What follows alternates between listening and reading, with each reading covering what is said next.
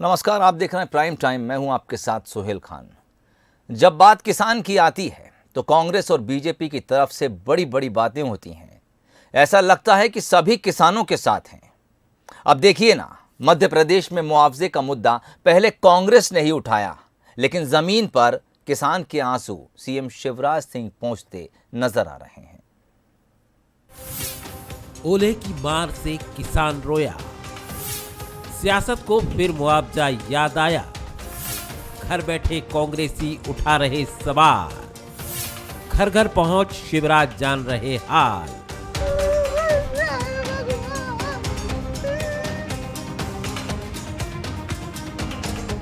मध्य प्रदेश में बेमौसम बारिश, ओलावृष्टि ने किसानों का क्या हाल किया है, उसकी दर्द भरी कहानी इस वायरल वीडियो में छिपी है। किसान खेत में खड़ा है, ठीक उस तरह जैसे कोई कभी स्टेज पर अपनी कविता में किसी दर्द को उठाता है, लोगों को बताता है। मोरे प्यारे चना मसूर, मोरे प्यारे चना मसूर, हमें छोड़ के काहे चले गए, हम तो भय मजबूर। सागर के बांदा में इस किसान की तरह ही प्रदेश के बाकी किसानों की भी हालत है। जहां जहां मुख्यमंत्री शिवराज हाल जानने पहुंचे, वहां वहां उनके जज्बात आंसू बनकर बहते दिखे और सीएम भी इन आंसुओं को अपनी संवेदना से पहुंचते दिखे। आज मैं खेतों में था, मार्मिक दृश्य उपस्थित हो जाते हैं। आंखों के आंसू थमते नहीं है, लेकिन आज उनारसी और आसपास केवल सिरोंज लाटवारी की नहीं, आरोन, राघवगढ़, चाचौड़ा और गुना के किसानों से भी कह रहा हूं, चिंता मत करना मेरे बहनों और भाइयों, तुम्हारा मुख्यमंत्री शिवराज सिंह चौहान अभी जिंदा है। और बीमा कंपनी लाभ देने में देर करती तो हमने तय कर दिया कि भैया जो नुकसान हुआ उसका 25% पहले ही देना पड़ेगा। तो नुकसान के बाद 25% वो दिलवाएंगे, बाद में पूरा क्लेम मिलेगा। तो चिंता मत करना, जितना नुकसान हुआ उसकी भरपाई कर दूंगा। ये भारतीय जनता पार्टी की सरकार है। किसानों की हालत देख सीएम शिवराज अफसरों पर सख्त दिखे। राजगढ़ में तो मंच से ही एक फूड इंस्पेक्टर को सस्पेंड कर दिया। तो जिला आपूर्ति अधिकारी जो भी प्रभारी है उसको मैं तत्काल सस्पेंड करता हूं। ऐसे लोग नहीं चलेंगे, ये थोड़ी चलेगा। क्या कौन देखेगा? वहां फूड इंस्पेक्टर कौन है? जो भी है फूड इंस्पेक्टर वो भी सस्पेंड। अब सवाल यह है कि इतना कुछ हो रहा है, लेकिन जमीन पर विपक्ष कहां है? कांग्रेसी नेता देख क्यों नहीं रहे? हालांकि 10 जनवरी को जब कमलनाथ किसानों के मुद्दे पर प्रेस कॉन्फ्रेंस करने आए थे, तभी उनसे यह सवाल पूछा गया था। हम जरूर जाएंगे गाँव। मैं तो सबसे बात कर रहा हूँ, कोविड के कारण शायद हम पर कुछ रोक रुकावट हुई, पर मुख्यमंत्री तो जा सकते हैं, उनके मंत्री तो जा सकते हैं, अपने गृह क्षेत्र में जा सकते हैं। सरकार फौरन मुआवजा दे और जब बीमा का पैसा आता है, अगर आता है, तब अपने आप को रिइंबर्स कर ले। पर अभी तो सरकार राहत पहुंचाए, ये आवश्यकता है। अब तक विपक्ष तो जमीन पर दिखा नहीं, लेकिन सीएम शिवराज जरूर गांव-गांव जाकर किसानों को दिलासा दे रहे हैं। अगर मुआवजे की राजनीति जरूरी है तो रोते को गले लगाना भी उतना ही जरूरी है। नहीं तो बंडा के श्रीराम जैसे हजारों किसान अपने प्यारे चना मसूर के गम में अपना दम ना निकाल लें। Bureau report, Bansal news, Bhopal.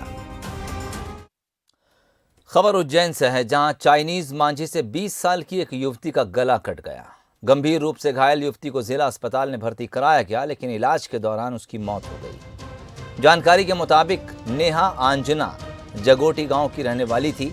Neha अपने मामा की बेटी के साथ इंदिरा नगर से फ्रीगंज के लिए निकली थी। 0 पॉइंट ब्रिज पर पतंग का चाइनीज मांझा उसके गले में फंस गया। मांझे से उसकी गर्दन कट गई। पुलिस ने मामला दर्ज कर लिया है।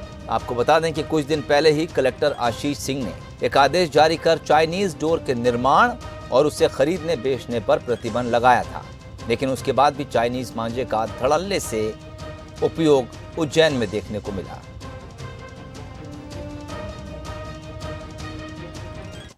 युवती स्कूटी से ब्रिज से गुजर रही थी, तभी एक चाइनीज डोर से बंधी हुई पतंग उलझ के उसके गले में उलझ के और उसका गला उससे कट गया और उसकी मृत्यु उसकी हो गई है। इसमें भी मर्ग पंजीबद्ध कर लिया गया है और आगे इसमें अपराध पंजीबद्ध किया जाएगा और कैमरे द्वारा ट्रेस आउट किया जाएगा पतंग कहाँ से आ रही थी और किसके द्वारा उड़ाई जा रही थी और जिन के द्वारा ये चाइनीज डोर बेची जाती है उन पे पहले भी कड़ी कार्रवाई की है और आगे भी कड़ी कार्रवाई करेंगे।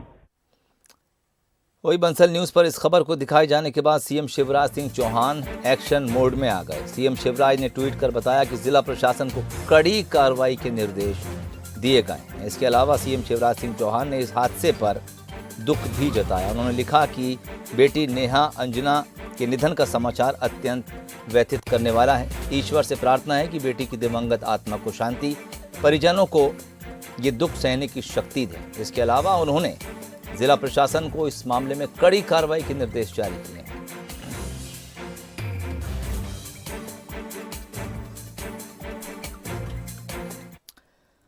और अब बात करेंगे कोरोना की। मध्य प्रदेश में कोरोना के डेटा छिपाने के किस्से कम नहीं हैं।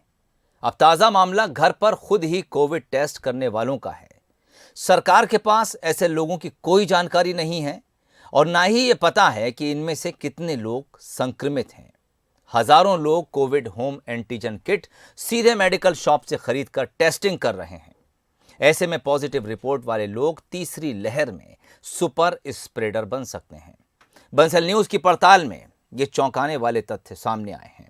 देखिए पूरी रिपोर्ट। धड़ल्ले से बिक रहे एंटीजन होम टेस्ट किट। सरकार के पास नहीं डेटा एकदम फिट। घर पर टेस्ट करने वालों को नहीं कोई डर। पॉजिटिव आए तो बन सकते हैं सुपर स्प्रेडर। मेडिकल शॉप पर भी ऐसे खरीदारों का रिकॉर्ड नहीं रखा जाता है। ऐसे गैर लिस्टेड संक्रमित यदि आइसोलेशन के बजाय बेरोक-टोक बाहर घूमते रहे तो प्रदेश में संक्रमण खतरनाक स्तर पर जा सकता है।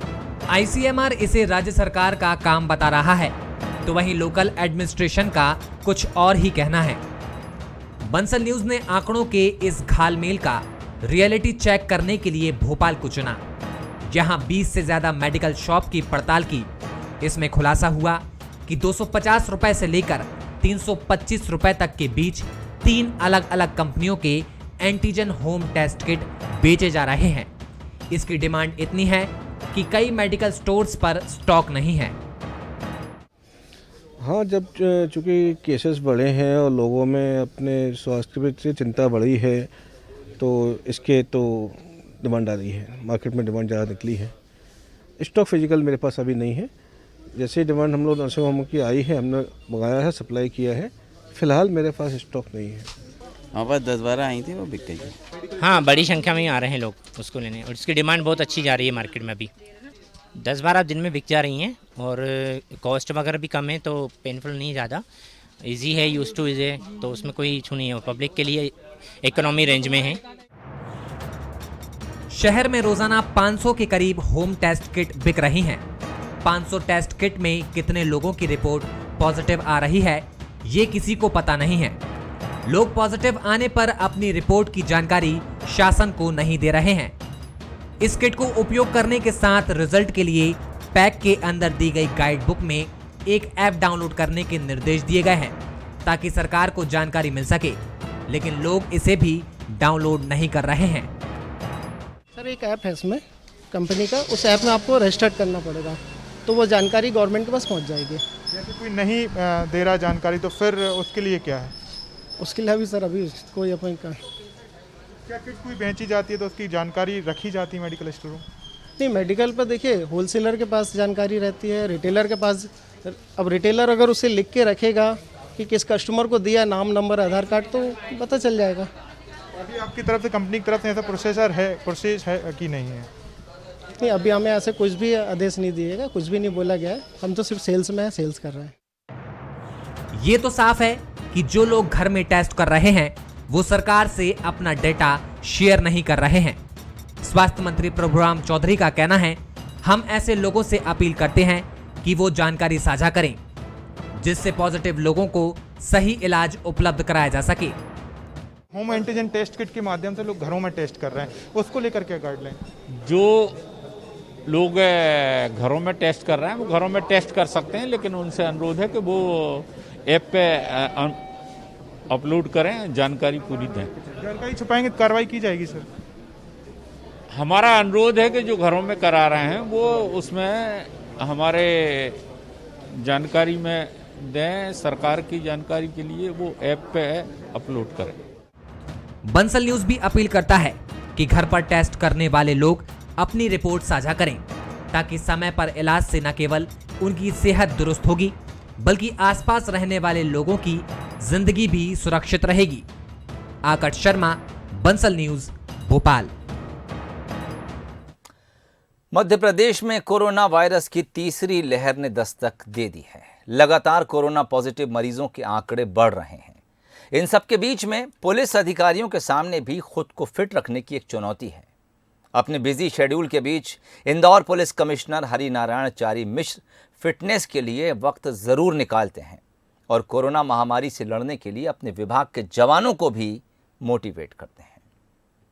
कोरोना महामारी के बीच में फिटनेस को बरकरार रखना पुलिस कर्मियों के लिए भी काफ़ी चैलेंजिंग है। ऐसे में इंदौर पुलिस के कमिश्नर का आखिर फिटनेस फार्मूला क्या है, यह भी जानेंगे और किस तरीके से वे अपने महकमे के जवानों को भी मोटिवेट करते हैं और आखिर उनके फिटनेस का राज क्या है, उनके फिटनेस का फंडा क्या है, यह भी आपको बताएंगे। चलिए आज देखते हैं ये खास खबर। ये हैं इंदौर के पहले कमिश्नर हरिनारायण चारी मिश्र। अपने स्मार्ट पुलिसिंग अंदाज के लिए जाने जाने वाले कमिश्नर हरिनारायण चारी मिश्र वैसे तो हमेशा चुस्त और दुरुस्त रहते हैं, लेकिन क्या आप जानते हैं कि उनकी फिटनेस का राज क्या है? अगर नहीं तो आज हम आपको बताएंगे कि किस तरह से चैलेंजिंग पुलिसिंग जॉब के बीच वे खुद को फिट रखते हैं और साथ ही कोरोना वायरस महामारी से लड़ने के लिए अपने विभाग के जवानों और पुलिस अधिकारियों को भी मोटिवेट करते हैं। मुझे लगता है कि खेल सिर्फ बीमारी से ही नहीं, आपको मानसिक रूप से भी मजबूत करता है। आप एक जब खेल खेलते हैं तो कई बार रोज हारते हैं, जीतते हैं, और हार जीत से आप जब अप्रभावित रहने लगते हैं, मुझे लगता है कि आधा घंटा जरूर हमें खेलना चाहिए, एक्सरसाइज करना चाहिए। इंदौर पुलिस के कमिश्नर हरिनारायण चारी मिश्र खुद को टेनिस खेलकर फिट रखते हैं। अपने बिजी शेड्यूल के बीच वो हफ्ते में 3 दिन टेनिस खेलने के लिए वक्त जरूर निकालते हैं। हरिनारायण चारी मिश्र का कहना है कि जब हम फिट रहेंगे तो कोरोना क्या, कोई भी बीमारी हमें छू नहीं सकती। पुलिस कमिश्नर का मानना है कि एक पुलिसकर्मी 24 में 18 से 20 घंटे तक काम करता है। इसका असर उसके वर्क पर भी पड़ता है, लिहाजा तनाव से मुक्त के लिए हर पुलिस जवान को व्यायाम के लिए वक्त निकालना चाहिए। जवान है, लगातार कोई जाती है कि एक अच्छा खाना, एक अच्छा हेल्दी डाइट और एक कुछ दिनचर्या, भले वो दौड़ लें, भले कुछ एक्सरसाइज कर लें, योगा कर लें, प्राणायाम कर लें या फुटबॉल खेल लें, बास्केटबॉल खेल लें, वॉलीबॉल खेल लें, कुछ भी जो चीज़ उन्हें ठीक लगती हो, लेकिन थोड़ी देर आधा घंटा स्वास्थ्य के लिए ज़रूर दें, तो कि ताकि स्वास्थ्य उन्हें फिट रखेगा, मजबूत रखेगा और न सिर्फ कोरोना बल्कि किसी भी महामारी बीमारी से लड़ने में वो मजबूत और अंततः जीतेंगे और मजबूत साबित होंगे। पुलिस कमिश्नर के साथ टेनिस कोर्ट में वक्त बिताने वाले दूसरे अधिकारी भी उनकी फिटनेस के कायल हैं। रिटायर्ड फॉरेस्ट ऑफिसर दिनेश पाठक का कहना है कि कमिश्नर साहब फिटनेस के लिए दूसरे अधिकारियों के लिए भी प्रेरणा बन रहे हैं। सर की फिटनेस बहुत अच्छी है, वो सर से मतलब 2 सेट रोज खेलता हूँ मैं सर के साथ में कंटिन्यूशन में, तो सर को मतलब काफ़ी इतने एक्सरसाइज हो जाती है हमारी, 5-6 हज़ार स्टेप आराम से हो जाती है। क्योंकि आज ये कोरोना का समय चल रहा है और इम्यूनिटी पावर अपने को लाने के लिए हिसाब से, मजबूत करने के हिसाब से बहुत ज़रूरी है। आज के जो टेनिस को खेलना बहुत ज़रूरी है। इधर ड्यूटी पर तैनात रहने वाले पुलिस कर्मियों का कहना है पुलिस कमिश्नर ने सभी पुलिस कर्मियों के फिट रहने के लिए रूटीन चार्ट बनाया है, जिसे वे फॉलो करते हैं। जो हमारी दैनिक दिनचर्या में हम आधा घंटा सुबह, आधा घंटा शाम को पैदल वॉक और एक्सरसाइज करते हैं और शाम को बिजी शेड्यूल होने के कारण आधा घंटा, पौन घंटा हम ड्यूटी के साथ साथ वॉक भी कर लेते हैं, जिससे हमारी फिटनेस बनी रहे। मध्य प्रदेश की आर्थिक राजधानी इंदौर में पुलिस अधिकारियों के सामने हर पल एक चुनौती होती है। अपराधों पर लगाम लगाने के साथ ही पब्लिक के बीच बेहतर संवाद स्थापित करना भी पुलिस अधिकारियों की ड्यूटी का हिस्सा है। ऐसे में इंदौर पुलिस के कप्तान हरिनारायणचारी मिश्र खुद को फिट रखने के साथ ही बेहतर पुलिसिंग का संदेश भी दे रहे हैं। पीयूष पारे, बंसल न्यूज, इंदौर। यहाँ रुकेंगे एक बहुत छोटे से ब्रेक के लिए, बने रहिए हमारे साथ।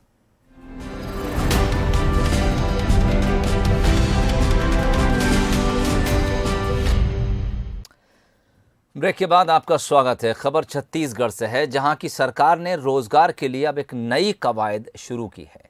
इसके लिए अब छत्तीसगढ़ रोजगार मिशन बनाने की घोषणा कर दी गई है। मुख्यमंत्री भूपेश बघेल खुद इसके अध्यक्ष होंगे। इस मिशन के जरिए सरकार अगले 5 साल में 12 से 15 लाख रोजगार पैदा करने का लक्ष्य तय किया है। छत्तीसगढ़ रोजगार मिशन के उपाध्यक्ष मुख्य सचिव होंगे। फिलहाल प्रमुख सचिव डॉक्टर आलोक शुक्ला को मिशन का मुख्य कार्यपालन अधिकारी यानी सीईओ बनाया जा रहा है। डॉक्टर शुक्ला अगले 1 महीने में सभी विभागों के साथ बातचीत और समन्वय के बाद छत्तीसगढ़ रोजगार मिशन के गठन की कार्य योजना पेश करेंगे।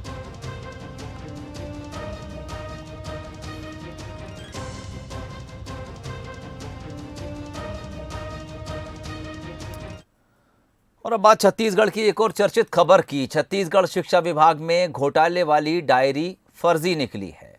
ये पूरा मामला फर्जी और मनगढ़ंत निकला। पुलिस ने इस मामले में जीआर चंद्राकर और उसके साथी होम्योपैथी कॉलेज के सचिव संजय कुमार ठाकुर और एक टाइपिस्ट कपिल कुमार को गिरफ्तार कर लिया है।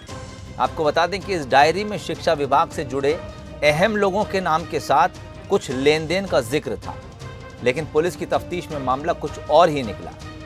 एसएसपी के मुताबिक पूर्व जिला शिक्षा अधिकारी चंद्राकर रिटायरमेंट के बाद संविदा पर पोस्टिंग चाहता था। ये पोस्ट नहीं मिली तो उन्होंने विभाग और अधिकारियों को बदनाम करने की साजिश रची। एक डायरी बनाई। इस डायरी में कुछ अधिकारियों के नाम लिखे, उनके आगे लेन देन की रकम लिखी और 366 करोड़ के घोटाले का जिक्र कर दिया।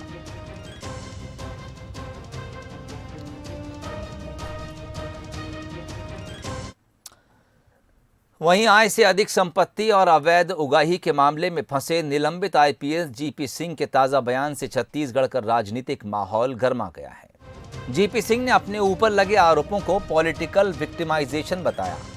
उसके बाद बीजेपी जीपी सिंह के समर्थन में खड़ी हो गई। मुख्यमंत्री भूपेश बघेल का भी बयान आया। उन्होंने कहा कि खुद को बचाने के लिए जीपी सिंह कुछ भी बोल दें, ये ठीक नहीं। के बारे में मैं कुछ नहीं कहूँगा। उसकी जांच हो रही है और वो अपने बचाव के लिए कुछ भी बयान करेंगे, ये उचित नहीं है। सुप्रीम कोर्ट तक ने उसके अग्रिम जमानत खारिज कर दी, तब उसकी जाके गिरफ्तारी हुई है। तो मामला अपने आप में बहुत संगीन है। अब वो बचने के लिए कुछ भी बयान दें, इसका कोई औचित्य तो है ही नहीं। साउथ अफ्रीका सीरीज में शर्मनाक हार के बाद विराट कोहली ने टेस्ट से भी कप्तानी छोड़ दी है। उन्होंने शनिवार शाम एक स्टेटमेंट जारी कर इस बात की सूचना दी। विराट ने कहा कि मैं हमेशा हर चीज़ में 120% योगदान देना चाहता हूं और अगर मैं ऐसा नहीं कर पाता हूं तो ये गलत होगा। मैं इस बात को लेकर एकदम स्पष्ट हूं और मैं अपनी टीम के साथ बेईमानी नहीं कर सकता। विराट कोहली ने कहा कि टीम को सही दिशा में ले जाने के लिए मैंने 7 साल हर दिन कठिन परिश्रम किया। मैंने अपना काम पूरी ईमानदारी के साथ किया और इसमें कोई कसर नहीं छोड़ी। हर चीज़ को किसी न किसी मोड़ पर रुकना होता है और टेस्ट टीम के कैप्टन के तौर पर मेरे लिए रुकने का यही समय है। वहीं विराट कोहली के फैसले का बीसीसीआई ने भी स्वागत किया है।